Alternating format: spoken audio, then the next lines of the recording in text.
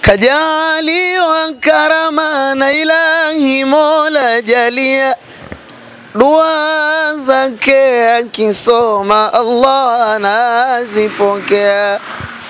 Kwa pamoja Allahumma takabbal dua, ni sharifu firdausi Allah amjaze kheri.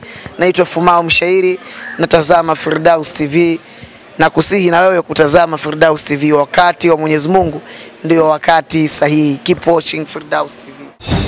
Unatazama Firdaus TV.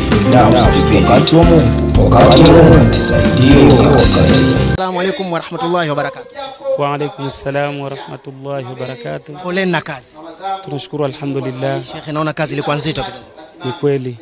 Na Alhabibi, haya ni matangazo ya moja kwa moja. Tufahamu jina lako na unapotokea kwanza. Kwa majina yangu naitwa Ishaqa Seif Mapande. Mimi natokea wilaya ya Mwanga katika huu mkoa wa Kilimanjaro. Na unawaonaje washiriki toka juzu ya kwanza mpaka juzu ya 4? Washiriki wako vizuri, japokuwa kuna hali fulani ya kushuka viwango. Sasa jambo hili linahitaji kupembua kwamba ni kwa sababu gani, lakini sababu zinaonekana. Watoto hawapati muda wa kwenda madrasa. Kumekuwa na tuition ambazo kama vile zinafanya kudumaza ilmu ya dini au maendeleo ya ilmu ya dini. Kwa hiyo watoto wameshuka sana kwa viwango. Hata ukisikiliza namna walivyo miaka iliyopita na mwaka huu tofauti. Kwa hiyo kuna haja kufanya fikra katika hili. Kwa hiyo vijana wako vizuri, wanajitahidi, lakini pia kuna kuporomoka kwa ule msukumo kwa walimu kutokana na changamoto mbalimbali. Yani walimu inaonekana hawapo katika ile ari ya kwamba tunafanya hili jambo kwa 1 2 3. Yani watu wameshuka, morali imeshuka. Kwa hiyo haya unayoyaona ni mazuri, lakini mazuri haya yana mapungufu kidogo. Tumeona Sheikh wa mkoa amevutiwa na vijana wawili hapa mpaka anatamani kuondoka nao. Labda wewe, nini kauli yako kwa wazazi sasa ambao labda wanao watoto lakini hawapeleki madrasa, kama hivi ambavyo umetanguliza kusema ule muda, labda muda mdogo wa mtoto kusoma madrasa? Nini kauli yako kwa wazazi? Mimi kauli yangu kwa wazazi ni kusema tu kwamba Qur'ani ni ilmu zaidi ya ilmu nyingine, na wazazi wanataka waichukue Qur'ani kama ni sehemu ya maisha ya mwanadamu. Wasichukulie kama vile kwamba Qur'ani, mtu akisoma Qur'ani labda hatokuwa na mambo fulani, maendeleo labda na hivi. Hapana, sio kweli, kwa sababu leo tunaona watu wako nje wanasoma tu Qur'ani na maisha yao yanakwenda. Kwa hiyo naomba nichukue nafasi hii kuweka wito kwa wazazi kwamba wachukulie Qur'ani umuhimu wa hali ya juu sana. Kuna maslahi na manufaa katika dunia na akhera. Kushukuru. Ni kauli hii ya Chief Jaji akiwa amemaliza hivi, wakati maelekezo akiwa anaendelea kutolewa hapa. Niko na mtayarishaji ama mwandaji wa jambo lenyewe. Ustadhi, kwanza tufahamu jina lako na kwa uchache siri ya kufanikiwa kwenu mashindano haya ya nani atahifadhul Qur'an. Mimi naitwa Suleiman Shadili. Suleiman. Siri kubwa ya kufanikiwa katika jambo hili, kwanza ni kauli ya mwenyewe muasisi wa chuo. Yeye alianzisha jambo hili, aliliasisi na akapenda na akahusia baada ya kutoka kwake asiondoke na vitu vyote.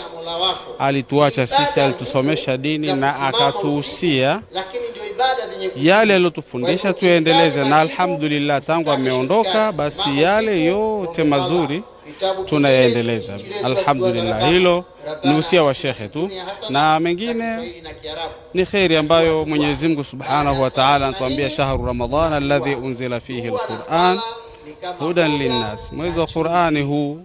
Kwa hiyo sisi tunazidi kuisambaza Qur'ani, kuieneza Qur'ani, kuiandaa mambo ya Qur'ani ili vijana wetu na jamii kwa ujumla ikae katika istiqama iliyokuwa mzuri. Hiyo ndio jambo. Miaka 8 sio mchezo, kuna milima, kuna mabonde, kuna kupanda na kushuka.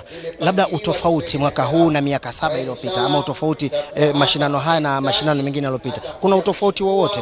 Utofauti upo mkubwa, kwa sababu safari ya kwanza wakati tulianza kwa ugumu. Katika mji huu wa Himo ilikuwa Qur'ani, mashindano kama haya ilikuwa ni kitu kigeni. Kwa hiyo siku ya kwanza tulipata tabu kidogo. Kila miaka inavyozidi kwenda jambo wanafunguka, na sisi wenyewe hatukuwahi kutarajia kwamba siku moja tutakuja kuhojiwa na media kama Firdausi. Zamani ilikuwa ni mambo mepesi, lakini kwa sasa hivi alhamdulillah. Kwa hiyo siku zinavyozidi kwenda mbele na jambo ndio linavyozidi kuwa kubwa. Tunashukuru Mwenyezi Mungu. Kauli yako labda kwa wazazi sasa kuhusu watoto wao kuja madrasa na mambo kadha wa kadha ili waifahamu elimu dunia? Kiukweli dunia sasa hivi inabadilika. Yani mzazi namna unavyomzuia mtoto wako kwenda madrasani unavyojizuia kufanya khairi, na ukimhimiza kwenda madrasa unajipalilia khairi. Usalama. Nikushukuru sana.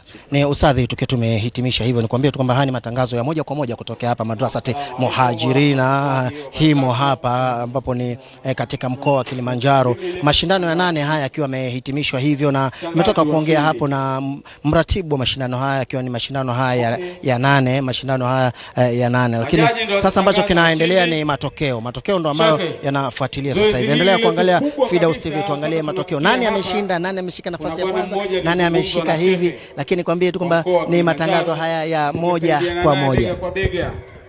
Mpaka tumefikia hapa, anaitwa Kola, amefanya juhudi kubwa. Mwenyezi Mungu amlipe kila la kheri.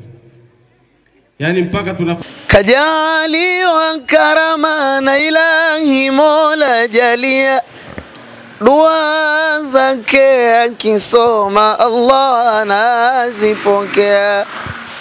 Kwa pamoja Allahumma takabbal dua, ni Sharifu Firdausi Allah amjaze kheri.